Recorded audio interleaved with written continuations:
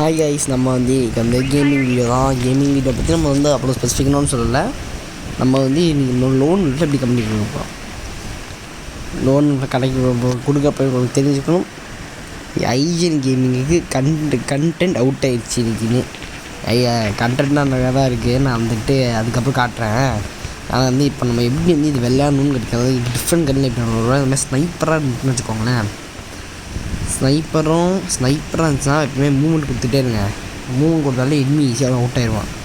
இதுலேருந்து இருக்கக்கூடிய தான் உங்களுக்கு பாடம் என்ன. இந்த மாதிரி இது வந்து போகிறேன்னா அதுவும் இந்த மாதிரி எஃப்எஃப் டோக்கன் வந்து மட்டும் வச்சா நீங்கள் அடிச்சிருவீங்கன்னு எவ்வளோ பெரிய ஏழப்பையும் வந்தால் கூட நீங்கள் வந்து இந்த மாதிரி எஃப்எஃப் டோக்கன் நீங்கள் இந்த மாதிரி இருக்கவே கூடாது. லோன் இல்லை நீங்கள் வந்து பிஆர்எங்கில் கூட வந்து பிரச்சனையே இருக்குது. ஏன்னா பிஆர்எங்கில் வந்து 48 பேர் இருப்பாங்க. 48 பேர் மேலே கண் வச்சுட்டு விற்றுணும். அதனால் எஃப்எஃப்னால் மோஸ்ட்லி வந்துட்டு தொட்டால் கூட வராது. இந்த மாதிரி இதெல்லாம் பண்ணுறப்போ வந்து எப்பயுமே கொஞ்சம் வந்து அலர்ட் ஆகி தான் பண்ணணும். அலர்ட் ஆகி பண்ணலான்னா எனிமே வந்து புரடியிலே நடிச்சிட்டு போயிடும். So lights my tip.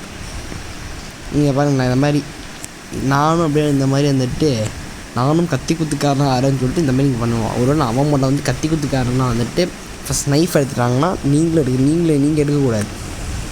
அவன் எடுத்துட்டாங்கன்னா நீங்கள் எடுக்கக்கூடாது. புரியல அதே சொன்னேன். அவன் முதல்ல வந்து கத்தி எடுத்துட்டான்னா நீங்கள் வந்து கன்னில் தான் அட்டாக் பண்ணணும். ஏன்னா ஸ்விட்ச் பண்ணுற நடுவே வந்து நல்ல பிளேயர் தான் அட்டாக் பண்ணிடுவாங்க. ஸோ அதனால் நீங்கள் வந்து எப்பயுமே தான் அவன் அந்த அனிமல் படத்தில் வர மாதிரி கோடர் ரேட் இருந்தால் கோடரில் தான் அடிக்கணும். அதே மாதிரி கத்தி எடுத்து கண்டில் தான் அடிக்கணும். அந்த மாதிரி தான் வந்து இந்த கான்செப்ட்லையும் அதே மாதிரி தான் அதை ஞாபகம் வச்சு இருந்தாலே இதை ஈஸி செய்யலாம். ஸோ நெக்ஸ்ட் இந்த மாதிரிலாம் வந்துட்டு என்ன பண்ணுறது கேட்டிங்கன்னா, இந்த மோஸ்ட்லி லெவல் 3 ஃபஸ்ட் தான் இருக்கும். லெவல் 3 ஃபஸ்ட்டே வந்து இந்த பைசெல்லாம் கிழிச்சு போடணும்.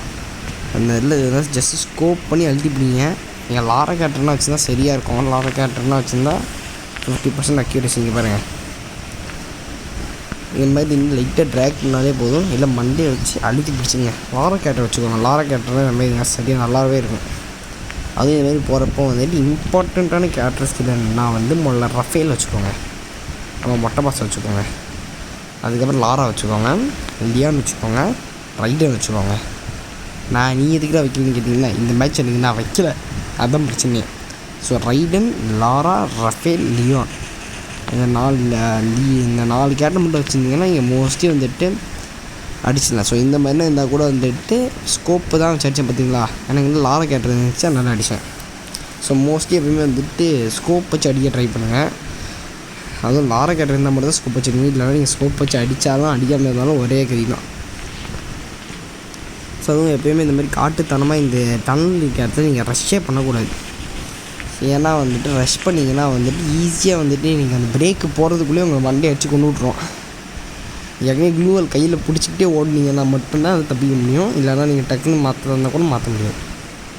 ஸோ இந்த இடத்துல நிறைய பேர் இந்த பலகைக்கிலேருந்து உட்காந்து வந்துட்டு ஸ்னைப்பர்லாம் அடிப்பாங்க.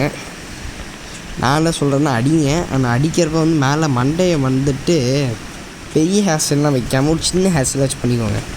ஏன்னா அந்த பெரிய ஹேர் ஸ்டைலாக வச்சிங்கன்னா மண்டை தெரியும், மண்டையில் அடி ஒன்று. அதுக்கப்புறம் கம்பெனி பொறுப்பு இல்லை. இதில் எனக்கே மண்டை தெரியுது, அவன் வந்து அடிச்சிருப்பான், அதனால அடிக்கலை.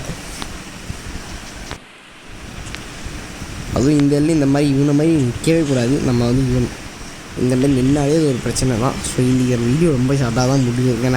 எனக்கு டைம் இல்லை வாய்ஸ் கொடுக்க. அதனால தான் வந்துட்டு இப்போ நான் ரெக்கார்ட் பண்ணுறதே 12 மணிக்கு ரெக்கார்ட் பண்ணி டெடிக்கேட்டடாக இந்த அப்லோட் பண்ணி இந்த டெடிக்கேஷனுக்கு அதை ஒரு லைக்கை போட்டு விட்டு நீங்கள் போகணும் அப்படின்னு சொல்லிக்கிறேன். அதுக்கப்புறம் இந்த வீடியோ வந்து அதோட முடிஞ்சிச்சு. அதுவும் இப்போ பிஸானு கடைசியாக நம்ம வந்து 10 செகண்ட் தான் இருக்குது. 10 செகண்ட் நம்ம எதாவது யூஸ்ஃபுல்லாக பண்ணி தெரிஞ்சிக்கலாம். ஸோ அதாவது பிஸானுக்கு வந்து பவர் குறைச்சிருக்காங்க. பிஸானுக்குனா பவர் குறைச்சி விட்ருக்காங்க. வெக்டாருக்கு பவர் ஏற்றி விட்ருக்காங்க. M10க்கு பவர் குறைச்சி விட்ருக்காங்க. ட்ரகானுக்கு பவர் குறைச்சி விட்ருக்காங்க. XM8க்கும் ஆகுக்கும் பவர் ஏற்றி விட்ருக்காங்க. இதுதான் நம்மளுக்கு கிடச்ச இன்ஃபர்மேஷன். இந்த வீடியோ லைக் பண்ணுங்கள், ஷேர் பண்ணுங்கள், சப்ஸ்கிரைப் பண்ணுங்கள். Bye guys.